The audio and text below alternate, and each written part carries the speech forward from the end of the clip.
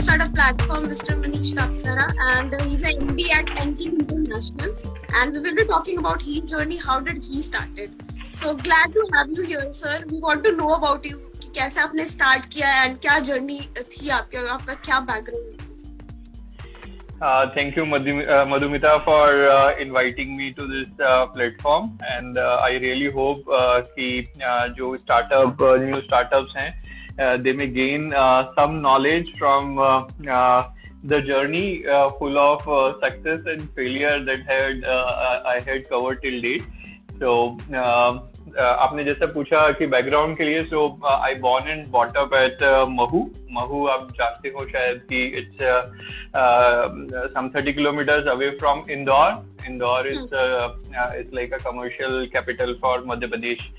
So मेरा सारा schooling वहीं हुआ. Then after I did my engineering, bachelors of engineering BE from Oriental College Bhopal. And after that, I did my MTech in energy management from one of the most famous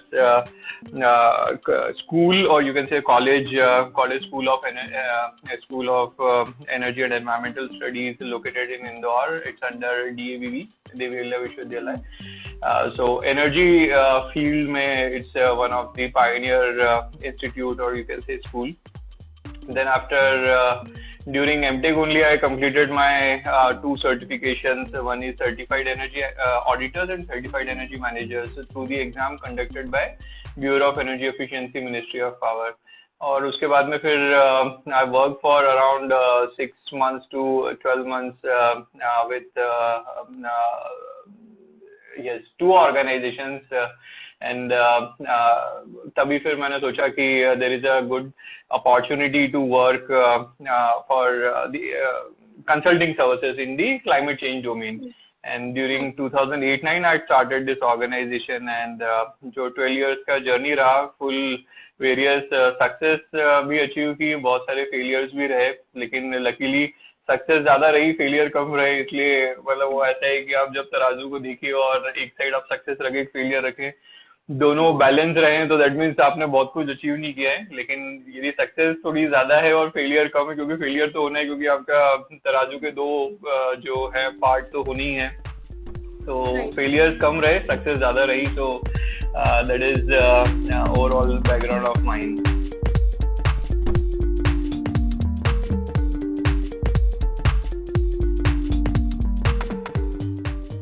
I think that's amazing. आपने बहुत अच्छी बात की last में कि दोनों जरूरी हैं. So sir, we want to know कि why this idea you choosed, not any other idea. शुरू से ही क्लाइमेट चेंज इंडस्ट्री और एनर्जी इंडस्ट्री में मेरा इंटरेस्ट रहा था, लेकिन मेरा जो कोर एक्सपर्टीज है वो एनर्जी ऑडिट्स का है. लेकिन अभी भी वो इंडस्ट्री इंडिया में इतनी ज्यादा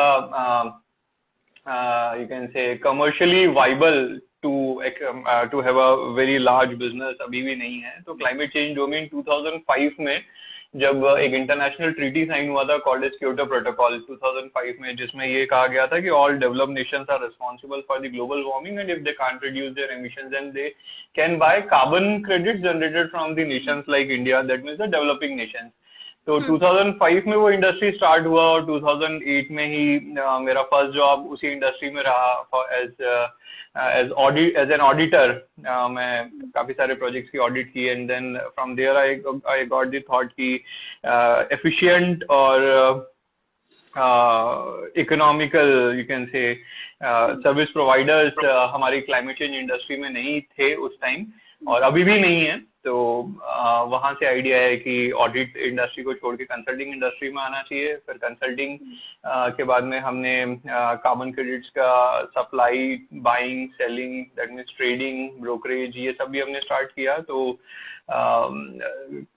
climate change carbon credit industry का हर पार्ट जो है वो मेरा अच्छा लग रहा कि मैंने हर पार्ट देखा है. ऑडिट कैसे होती है, कंसल्टिंग कैसी होती है, और फिर कार्बन क्रेडिट सेल कैसे होते हैं.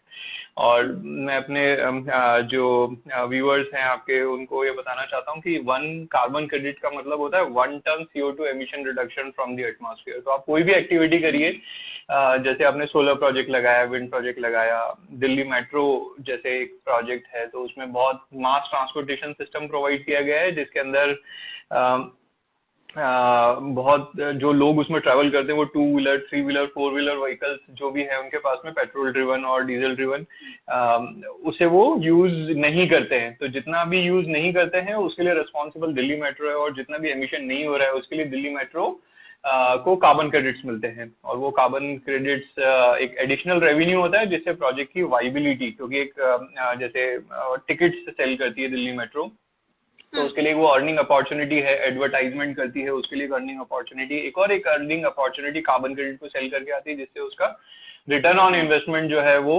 फास्ट हो जाता है, या इकोनॉमिकली कोई कोई से प्रोजेक्ट्स में इकोनॉमिकली वाइबल भी हो जाता है। तो carbon credit is one of the additional carbon finance for the clean green technology or projects which are helping to reduce emissions, majorly carbon dioxide, and at the end it's helping to reduce global warming. और सभी लोगों को, मतलब जितने हमारे viewers हैं उन्हें पता होगा कि अभी तक 2 इंटरनेशनल प्रोटोकॉल्स आए हैं, इंटरनेशनल ट्रीटीज आई है हमारे ग्लोबल वार्मिंग को कम करने के लिए। जैसे पेंडेमिक तो एक अपने आप में इशू अभी चल ही रहा है पिछले 1-1.5 साल से, लेकिन क्लाइमेट चेंज आज ह्यूमन बींग्स जो हम अर्थ पर रहते हैं हमारे लिए एक सबसे बड़ा थ्रेट क्लाइमेट चेंज हो चुका है। और क्लाइमेट चेंज का भी मतलब है वो स्टार्ट हुआ है बिकॉज ऑफ ग्लोबल वार्मिंग, क्योंकि हमारे जो कार्बन डाइऑक्साइड है, मीथेन या ग्रीन हाउस गैसेस का कॉन्सेंट्रेशन एटमॉस्फेयर में बहुत ज्यादा हो चुका है, जिससे कि हमारा जो एवरेज टेम्परेचर अर्थ का होता था वो बढ़ गया है। और वो टेम्परेचर बढ़ जाने की वजह से उसे हम बोलते हैं ग्लोबल वार्मिंग। तो उस ग्लोबल वार्मिंग को कम करने के लिए एमिशंस कम करने होंगे हर नेशन को, और इसके लिए क्योटो प्रोटोकॉल बना था जो 2005 से 20 तक चला, और अब पेरिस एग्रीमेंट है जो 2021 से 2050 और maybe by the end of the century वो चल ऑर्गेनाइजेशंस इन India and abroad to determine the projects which can earn carbon credit revenue and which can help this carbon finance can help them to make their project more financially viable or financially feasible. Yeah, I think that is something related to environment and everything. तो जो लोग energy companies की तरफ काम करने जा रहे हैं, I think that could be a great opportunity. Sir, can you tell us कि अभी इसमें कितनी opportunities और हैं कि लोग इसमें और क्या-क्या काम कर सकते हैं? क्लाइमेट चेंज इंडस्ट्री बहुत कुछ एनर्जी इंडस्ट्री से कनेक्टेड है, एनवायरमेंट इंडस्ट्री से कनेक्टेड है। तो एनर्जी, एनवायरमेंट और क्लाइमेट चेंज ये तीनों भी एक दूसरे से कनेक्टेड है। एनर्जी को हम एफिशिएंट तरीके से यूज करें तो एनर्जी एफिशिएंट टेक्नोलॉजीज आएंगी, तो आप एनर्जी एफिशिएंट टेक्नोलॉजी मैन्युफैक्चरिंग में कर सकते हैं। एनर्जी ऑडिट्स कर सकते हैं, जो कि एनर्जी कंजर्वेशन एक्ट 2001 का पार्ट है कि बहुत सारे डेजिग्नेटेड कंज्यूमर्स हैं, उन्हें अपना एनर्जी ऑडिट कराना जरूरी है। जैसे अपना फाइनेंशियल ऑडिट आप कराते हैं वैसे एनर्जी ऑडिट कराना जरूरी है, जिसके अंदर में पेट्रोल, डीजल, इलेक्ट्रिकल एनर्जी, जितनी भी टाइप की एनर्जी है वो आप कैसे यूटिलाइज कर रहे हैं और उसे कैसे कम कर सकते हैं, उसकी एक ऑडिट होती है जो एनुअली कराना होती है काफी सारे डेजिग्नेटेड कंज्यूमर्स को, डीसीएम उन्हें बोलते हैं। और फिर एक हो गया एनर्जी ऑडिट, फिर एक होता है by the same act energy conservation act 2001 certified energy managers भी एक पोजीशन निकाली गई है। जैसे कंपनी सेक्रेटरी होते हैं कंपनीज एक्ट में, चार्टर्ड अकाउंटेंट होते हैं, वैसे ही सर्टिफाइड एनर्जी ऑडिटर होते हैं, सर्टिफाइड एनर्जी मैनेजर होते हैं। तो उनसे आपको ऑडिट, मतलब सर्टिफाइड एनर्जी मैनेजर को जैसे कंपनी सेक्रेटरी का काम होता है कि पूरा कंपनी एक्ट का देखें कि सारा एक्ट कंपनी फॉलो कर रही है, वैसे एनर्जी कंजर्वेशन एक्ट की जितनी भी रिक्वायरमेंट है उसको फॉलो कराने की रिस्पॉन्सिबिलिटी सर्टिफाइड एनर्जी मैनेजर की होती है। तो वो एक अपॉर्चुनिटी है। एक मैंने आपको बताया ही है कि एनर्जी एफिशिएंट इक्विपमेंट्स की मैन्युफैक्चरिंग आप कर सकते हैं। फिर एक एनर्जी सर्विस कंपनीज एक नया कॉन्सेप्ट है, जिसमें जो कंपनियों के पास में फंड्स की दिक्कत होती है और आप चाहते हैं कि उनके वहां पे for example energy efficient lighting, पहले से 40 वॉट के बल्ब, ट्यूबलाइट्स लगे हुए हैं या बल्ब लगे हुए हैं 100 वॉट के, आप उसको एलईडी लाइट से रिप्लेस कर दें, लेकिन कंपनी के पास जाएं आप बोलेंगे तो उनके पास पैसा ना, मतलब हो सकता है उनके पास में फाइनेंशियल रिसोर्स अवेलेबल ना हो रेडीली। तो आप अपने पैसों से इन्वेस्टमेंट करके और जितनी उनकी एनर्जी सेविंग आने वाली है उससे आप अपने रिटर्न ऑन इन्वेस्टमेंट जो आपने इन्वेस्ट किया है वो आप ले सकते हैं, जिन्हें हम कहते हैं एनर्जी सर्विस कंपनीज, एस्को, ESKCO। वैसे ही रेस्को होते हैं, रिन्यूएबल एनर्जी सर्विस कंपनीज, जो आप सोलर प्रोजेक्ट है उनके रूफटॉप पे लगा दें, लेकिन वो इन्वेस्ट नहीं करेंगे, आप इन्वेस्ट करेंगे, और जितना इलेक्ट्रिकल एनर्जी उनका सेव होगा वो आपको एक EMI की तरह आपको रिटर्न कर देंगे। तो वो एक बिजनेस रेस्को का होता है।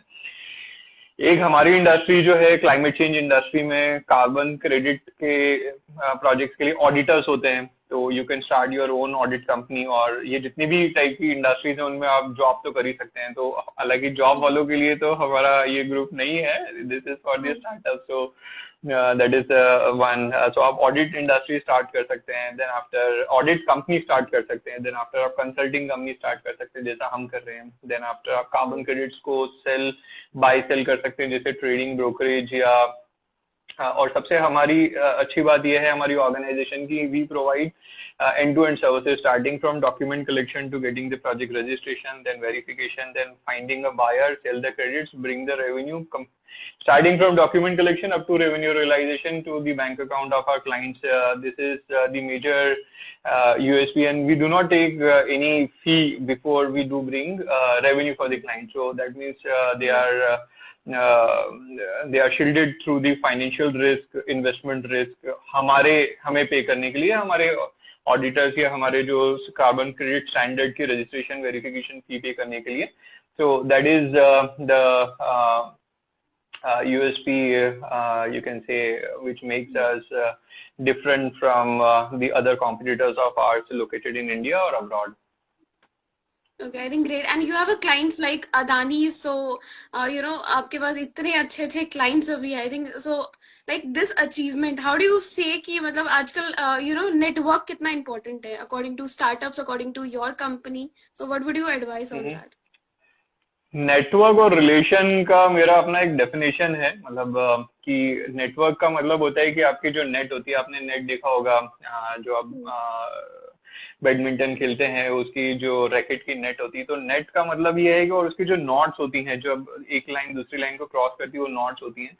तो नेटवर्क का मतलब ये है कि हम बहुत सारे लोगों से मिलते हैं, हम उनसे बातचीत करते हैं, और फिर ना तो हम उनका बिजनेस कार्ड कलेक्ट करते हैं, ना उनसे फोन नंबर शेयर करते हैं, और बस फिर कभी वो नॉट तब तक वो नॉट रहेगी जब तक आपके पास में उसका कांटेक्ट डिटेल रहेगा, आप उसको उसके लिए वैल्यू क्रिएट कर सकें, आप उसके टच में रहें, आप उसे विश करें, ग्रीट करें, जितने टच पॉइंट क्रिएट कर सकें तभी वो आपकी नेट पे रहेगा। और जितनी बड़ी नेट रहेगी, मतलब मेरा एक सिंपल कहना है कि लाइफ में जितनी भी प्रॉब्लम्स हैं या लाइफ में जितनी भी डिफिसिट्स हैं, वो एक नेटवर्किंग स्किल की डिफिसिट के डायरेक्टली प्रोपोर्शनल है। जितना वीक आपका नेटवर्क होगा उतनी प्रॉब्लम से आप निकलते चलोगे, और जितना आप बोलते हैं ना, जैसे बहुत बार, मतलब मैं गलत एग्जांपल ले रहा हूँ कि आप कभी पुलिस से पकड़ा जाते हो और आप बोलते हैं कि मैं इस नेता को जानता हूँ या एक बड़ी शख्सियत को जानता हूँ, तो आप जानते हैं और आप यदि बात कराते हो तो आप उस प्रॉब्लम से सॉल्व हो जाएगा आपका। लेकिन यदि वो नहीं है तो फिर आपको जो भी, यदि आपने सही में गलत काम किया तो फाइन भरना चाहिए, और यदि आप सही हैं तो फिर वो नेटवर्क आपको हेल्प करता है प्रॉब्लम से बाहर आने के लिए। तो नेटवर्किंग बहुत इंपॉर्टेंट है, और हमारे एनकिंग इंटरनेशनल जो हमारा ब्रांड नेम है और कंपनी का नाम EKI एनर्जी सर्विसेज लिमिटेड है, तो हमारे more than 2000 plus clients at 40 plus nations. So we are very customer centric, कि हम चाहते हैं कि कस्टमर को, आज काफी सारे क्लाइंट्स हैं जिन्हें हम 5 साल 6 साल 7 साल 8 साल से कंटिन्यूअस सर्विसेज दे रहे हैं, and they are very happy, and we are also very happy to serve them. So networking and client relationship building is very much important, very much important. I think totally agree with that. So what is your vision? Like बचपन से आपका एक सपना जरूर कुछ रहा होगा, and right now what is the vision of the company? What you have decided for next few years? Vision हमारा जब हमने डिसाइड किया है, पहले हम छोटी ऑर्गेनाइजेशन थी, अभी हम बोल सकते हैं कि हम थोड़ी मिड से लार्ज स्केल ऑर्गेनाइजेशन में मूव करते जा रहे हैं। पहले हमारा टर्नओवर काफी सालों तक 2015-16 तक हमारा सिर्फ 3 करोड़ के आसपास में रहा था। फिर हमने धीरे धीरे और भी सर्विसेज और जो हमारा कार्बन क्रेडिट इंडस्ट्री को और थोड़ा डीपली समझ के और क्या क्या अपॉर्चुनिटीज है वो हमने आइडेंटिफाई करना चालू किया, और वो रीच करते करते लास्ट फाइनेंशियल ईयर जो हमारा 31 मार्च 2021 को क्लोज हुआ है, so we had achieved 193 crore turnover. So and जी, we are targeting कि next 3 to 5 years में we should reach up to 1000 crore turnover, and recently we had got listed ourselves at Bombay Stock Exchange at the SME Index, जो कि बहुत बहुत अच्छी journey रही। ये रिसेंट 7 अप्रैल को ही हुआ स्टार्ट हमारा ये जर्नी, और काफी काफी अच्छे एक्सपीरियंसेस रहे कि हमें कैसा पैसा रेज करना चाहिए, because I am first generation entrepreneur. मेरे फादर हैं, वो इरिगेशन डिपार्टमेंट में इंजीनियर रहे हैं, वो पूरा सिविल इंजीनियरिंग में उनका एक्सपीरियंस रहा है, और मेरा पूरा एनर्जी और ये सारी चीजें तो बहुत बहुत ज्यादा बोल सकते हैं कि सिविल और इलेक्ट्रिकल या एनर्जी जो है बहुत अलग फील्ड हैं। तो काफी अच्छा एक्सपीरियंस रहा हमारा। हमने अराउंड 20 करोड़ का फंड रेज किया था, और just to try कि how equity markets used to work, लेकिन बहुत अच्छा एक्सपीरियंस रहा। हमें काफी अच्छे इन्वेस्टर्स भी मिले, और अभी भी काफी अच्छे investors from India and from abroad, they are approaching us on how to work together. And हमारा 102 रुपीज पे हमारा स्टॉक, ये हमारा आईपीओ लॉन्च हुआ था, जो कि ओपनिंग डे पे 140 रुपीज का था, और आज 380 रुपीज पे है। सो ऑलमोस्ट इन्वेस्टर्स के लिए 4 टाइम्स रेवेन्यू हो चुका है, जिन्होंने भी शुरू में आईपीओ सब्सक्राइब किया होगा। So we are targeting that our market capital or market size, you can say, should be 1,000 crore in next 3 years. Okay, so I would like to ask कि आपका first investment कितना था, like before starting? देखिए, organisation जो हमारी service जैसी होती है, तो इसमें लैपटॉप चाहिए, एक मोबाइल चाहिए और इंटरनेट कनेक्शन चाहिए। इससे ज्यादा तो हमारा इंफ्रास्ट्रक्चरल सपोर्ट नहीं चाहिए रहता है। और मैंने जो स्टार्ट किया था, हमारे घरों में जनरली जो भगवान का रूम होता है, तो मैंने वहीं से स्टार्ट किया था। तो बहुत ज्यादा इन्वेस्टमेंट तो नहीं रहा। धीरे धीरे फिर जो कॉन्ट्रैक्ट आते रहे, उसी को हम फंड्स को रोटेट करते रहे। शुरू में फाइनेंशियल प्रॉब्लम्स भी रही कि बहुत बार ऐसा होता था, शुरू के सालों में बहुत बार ऐसा होता था कि सैलरीज, क्योंकि कैश फ्लो सही नहीं होती है, हम भी लर्न करते हैं, तो कैश फ्लो सही नहीं होने के चलते एम्प्लॉयज की सैलरी सही टाइम पे नहीं होती थी। तो लिटरली मुझे ऐसा याद है कि मैंने शुरू के 4-5 साल सिर्फ पेट्रोल, जो गाड़ी में पेट्रोल लगता है, या फिर जो बहुत बहुत मिनिमम वर्किंग, मतलब जो लाइफस्टाइल मेंटेन करने के लिए जो सैलरी होती है, होनी चाहिए किसी के लिए, उतनी ही ड्रॉ की। उससे ज्यादा मैं कभी भी ड्रॉ नहीं किया। तो शुरू के 5 साल यही सिचुएशन रही, और उसके बाद में फिर धीरे धीरे जब कैश फ्लोज और बिजनेस जो है हमारा स्टेबल होता चला गया, and we had achieved a very good position in the international carbon markets. I think that's great. So I have a question कि आपको कितना कॉन्फिडेंस होना चाहिए अपने आइडिया पे? Wherever you are going to any investor or something, लोग बोलते हैं कि अच्छा तुम्हारा आइडिया नहीं चलेगा। तो कभी आपके साथ भी ऐसा हुआ है कि लोगों ने आपको कमेंट किया कि तुम कुछ और कर लो या समथिंग लाइक दैट? हाँ, मतलब फैमिली से ही स्टार्ट हुआ कि इतनी अच्छी सर्विस कर रहा था, वो छोड़ के क्यों आ गया घर पे, और बिजनेस करने के लिए कर रहा है। और शुरू में 2-3 साल जब बहुत कम टर्नओवर था, तभी भी मतलब उस टाइम इतना मैं कभी नहीं जाता था इक्विटी रेज करने के लिए, लेकिन डेट रेज करने के लिए जाते थे। तो बहुत बैंक ने कभी सपोर्ट नहीं किया शुरू के सालों में। लेकिन आज ऐसा है कि काफी सारे बैंक हमें अप्रोच करते हैं कि हमें आपका अकाउंट दीजिए, या ओडी या सीसी लिमिट के लिए वो अप्रोच करते हैं। तो शुरू में काफी, मतलब बहुत ज्यादा इन्वेस्टमेंट नहीं रहा, और मेरा इन्वेस्टमेंट जो रहा वो मेरा टाइम, क्योंकि वीकेंड्स पे काम करना, सुबह शाम, मतलब सिर्फ ये है कि कंपनी को स्टेबल बनाने के लिए जो भी रहा वो मेरा टाइम का इन्वेस्टमेंट रहा, मनी का इन्वेस्टमेंट उतना नहीं रहा। टाइम और डेडिकेशन। और जैसा आपने बताया कि कॉन्फिडेंस नहीं होता है, कॉन्फिडेंस जब सामने आप किसी इन्वेस्टर से या डेट रेज करना है उनसे पूछेंगे, तो वो हमेशा अपने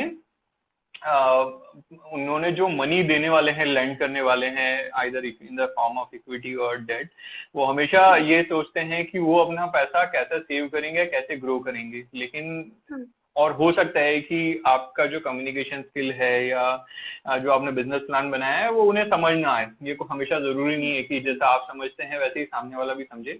लेकिन confidence, dedication, passion, adjustments, mutual understanding, personal relationship, यही सारी चीजें हैं जो आपको स्टैंडिंग पोजीशन में रखेगी और आपकी एंटरप्रेन्योर स्किल को साल दर साल और आने वाले सारे सालों में आपको रेज करती चलेगी और आप और ज्यादा पॉलिश डायमंड या जेम होते चले जाएंगे। क्योंकि हर कोई शुरू में तो नहीं हो सकता, शुरू के 1-2 सालों में या 3 सालों में, अब मैं तो बोलता हूँ 5 सालों में तक नहीं हो सकता, जैसा मेरा एक्सपीरियंस है। क्योंकि काफी सारे स्टडीज भी आपने देखे होंगे कि ऐसा बोलते हैं कि शुरू के 3 साल में 90% ऑर्गेनाइजेशन मर जाती हैं, तो बचे हुए 10% जो है उसमें वो अगले, उसकी जो 10% की 90% वो अगले 5 सालों में उनकी डेथ हो जाती है, और फिर बची हुई ऑर्गेनाइजेशन जो है वो आगे चलती रहती है। बिल्कुल सही है, शुरू शुरू में हमें बिल्कुल लालच नहीं करना चाहिए। जैसे शुरू शुरू में मैं जनरली रिकमेंड करता हूँ कि जो प्रोफेशनल्स होते हैं या जॉब स्टार्ट करते हैं, उन्हें 5 लाख, 10 लाख, 15 लाख, 20 लाख की सैलरी एक्सपेक्टेड होती है। सबसे पहले उन्हें अपनी लिविंग स्टैंडर्ड को मेंटेन करने के लिए जितना भी मनी मिले उतना अच्छा है, लेकिन सबसे पहले उन्हें अपनी एक्सपीरियंस गेन करने पे फोकस करना चाहिए। और वही चीज होता है एंटरप्रेन्योर्स के लिए। शुरू के 1 साल 2 साल में थोड़े पैसे आ गए तो कंपनी से पैसे निकाल के कार खरीद ली, या अच्छा लैपटॉप ले लिए, या गैजेट्स ले लिए, या अपने लाइफस्टाइल को मेंटेन करने के लिए आप कहीं फॉरेन ट्रिप को आए। लेकिन वही जो मनी है वो आपके लिए अनीमिया क्रिएट कर देगा आपके बिजनेस में, कैश फ्लो डिफिसिट की तरह। I think totally agree.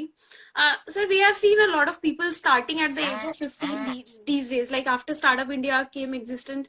So, after, like previously it was like कि 30 साल के बाद लोग एक्सपीरियंस कर लेते थे, उसके बाद अपनी कंपनी शुरू करते थे। तो अभी काफी सारे फेलियर्स स्टार्टअप में शायद इस वजह से भी आते हैं। तो व्हाट वुड यू रिकमेंड कि लोग कहाँ लैग कर रहे हैं? एंड लोगों समटाइम इट हैपेंस कि आपको पैसा बनाना मार्केट सिखाता है, लाइक व्हेन यू स्टार्ट, पहले आपको इन सब चीजों के बारे में आपको नहीं पता होता, या फिर आपको कोई गाइडेंस या कोई स्कूल्स में आपको पढ़ाया नहीं जाता। तो where do you see this people are lacking? देखिए, मैं तो समझता हूँ कि 30 के एज में जो पुराने टाइम में होता था, आज सबसे अच्छा है कि आप जितनी अर्ली एज में स्टार्ट कर लें। मतलब स्टार्टिंग एज की मैं बात कर रहा हूँ, फेलियर सेकेंडरी है। स्टार्टिंग एज जितना अर्ली होगा उतना अच्छा है, क्योंकि जैसे जैसे लाइफ में जो प्रोफेशनल्स हैं या एंटरप्रेन्योर्स हैं आगे बढ़ते हैं, उनके साथ में लाइबिलिटीज बढ़ती हैं। Liabilities in the form of कहीं लोन लिया है, या आपकी मैरिज हो चुकी है, फिर किड्स हैं, तो जैसे जैसे लाइबिलिटी बढ़ती है वैसे वैसे रिस्क भी बढ़ती जाती है। तो सबसे बेस्ट है बैचलर लाइफ में आप कुछ स्टार्ट कर लें, तो वहां पे आपके लिए बहुत कुछ खोने के लिए, या मतलब बहुत ज्यादा ड्रास्टिकली खोने के लिए कुछ होता नहीं, और आप लर्निंग भी बहुत जल्दी ले लेते हैं। तो मैं समझता हूँ कि जितनी अर्ली स्टेज में स्टार्टअप हो उतना अच्छा। फेलियर्स और सक्सेस की जहां तक डिफरेंस की बात है कि एक्सपीरियंस ना होना, मेंटर सही ना होना, कोच ना होना, या आपका डेडिकेशन ना होना, या फिर बहुत बार ऐसा होता है कि आप बने हो आईटी इंडस्ट्री के लिए लेकिन आप करना चाहते हो से या मतलब ज्वेलरी का काम, लेकिन आप आईटी में ज्यादा अच्छा काम कर सकते हो, ज्वेलरी में नहीं कर सकते हो। तो आपने कौन सा प्रोडक्ट या सर्विस चूज किया है वो भी बहुत इंपॉर्टेंट है। तो काफी सारे फैक्टर्स हैं, आपकी टीम कैसी रहने वाली है, आपके फ्रेंड सर्कल कैसा है, वो मोटिवेशन क्रिएट करता है या डिमोटिवेशन क्रिएट करता है। बहुत सारी चीजें हैं जो सिर्फ एक से नहीं बोल सकते कि आप सक्सेस अचीव कर लेने वाले हो। काफी सारी चीजें हैं, टीम, फाइनेंशियल रिसोर्सेस, और मैं जहां तक समझता हूँ कि किसी भी बिजनेस में रिसोर्स अच्छे से अवेलेबल होते हैं। फाइनेंशियल रिसोर्स, टीम का मैन पावर रिसोर्स, मतलब एचआर रिसोर्स जिसे हम बोलें, या आपका बिजनेस में अपॉर्चुनिटीज हैं, ये सारे रिसोर्सेज हैं। आप जितने अच्छे से रिसोर्सेज को मैनेज करोगे उतनी ही सक्सेस बढ़ती चली जाएगी। और जितनी केओस क्रिएट करोगे, दैट मींस रिसोर्सेज का मिस यूटिलाइजेशन, टाइम पे उसको एक्सप्लॉइट ना कर पाना, आपके बिजनेस में केओस क्रिएट करेगा, और वही फेलियर का कारण है। Exactly. All right. So moving forward to last question. So what would you suggest, like the entrepreneurs, like आपने अपनी journey देखी, so any advice for the budding entrepreneurs? Because yes, the competition is every day growing. हमने 7 unicorn last month में देखे थे कि काफी सारे people who are still struggling कि अब भी उनको एंटरप्रेन्योर बनना है, या फिर मतलब बहुत फैसिनेटिंग लगता है इसलिए उनको बनना है। तो what would you advise to all the people? And we have seen कि टियर 2 टियर 3 में अब काफी ज्यादा लोग कुछ करना चाह रहे हैं। Last time we had like 5 years पहले हमारे पास प्लेटफॉर्म्स नहीं था। तो what would you suggest to those? मतलब एंटरप्रेन्योर्स के लिए सबसे पहले तो जहां तक मैं समझता हूँ डेडिकेशन और बिजनेस को हर एंगल से समझना।